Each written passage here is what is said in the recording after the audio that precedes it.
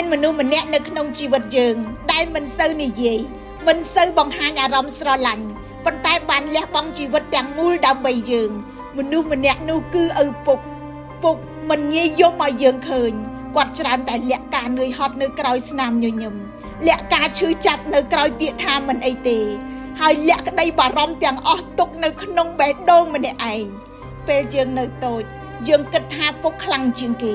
ពុកអាចរកលុយបានពុកអាចការពារយើងពីគ្រប់បញ្ហា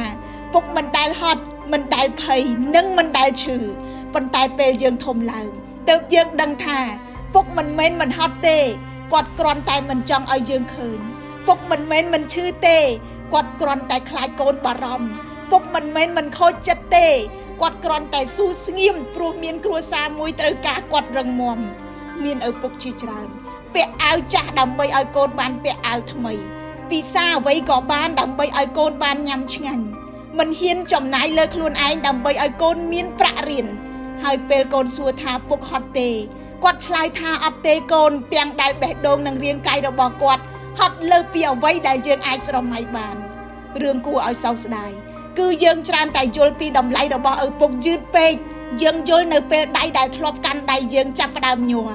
យើងយល់នៅពេលខ្នងដែលធ្លាប់អោនលើកយើងចាប់ផ្ដើមកោងយើងយល់នៅពេលសំឡេងដែលធ្លាប់ហៅឈ្មោះយើងចាប់ផ្ដើមខ្សោយយើងយល់នៅពេលបរោះដែលយើងធ្លាប់គិតថាខ្លាំងជាងគេចាប់ផ្ដើមត្រូវការយើងវិញ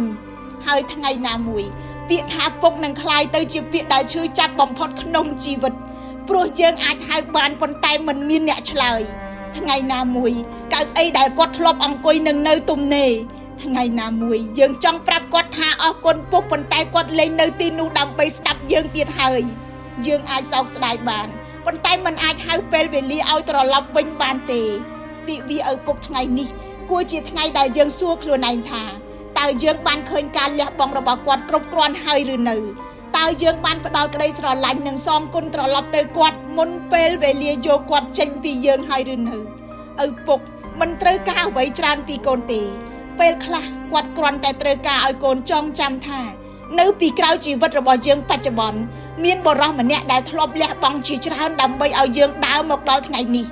បើឪពុកនៅមានជីវិតសូមកុំស្រឡាញ់គាត់ត្រឹមក្នុងចិត្តកុំអរគុណគាត់ត្រឹមក្រោយខ្នងកុំរងចាំឲ្យគាត់ចាស់ជាងនេះកុំរងចាំដល់កៅអីបាត់ម្ចាស់ហើយកុំរងចាំឲ្យពាក្យថាពុកខ្លាយជាពាក្យដែលហៅលេងឆ្លើយថ្ងៃណាមួយលុយអាចរកបានវិញការងារអាចចាប់ផ្ដើមសារជាថ្មីឱកាសខ្លះក៏អាចត្រឡប់មកវិញប៉ុន្តែមនុស្សម្នាក់ដែលយើងហៅថាពុកបើបាត់បង់ហើយគឺបាត់បង់រហូតរីករាយទិវារំលឹកគុណឪពុក21មិថុនាខ្ញុំរស់សុធាពី News Today NTTV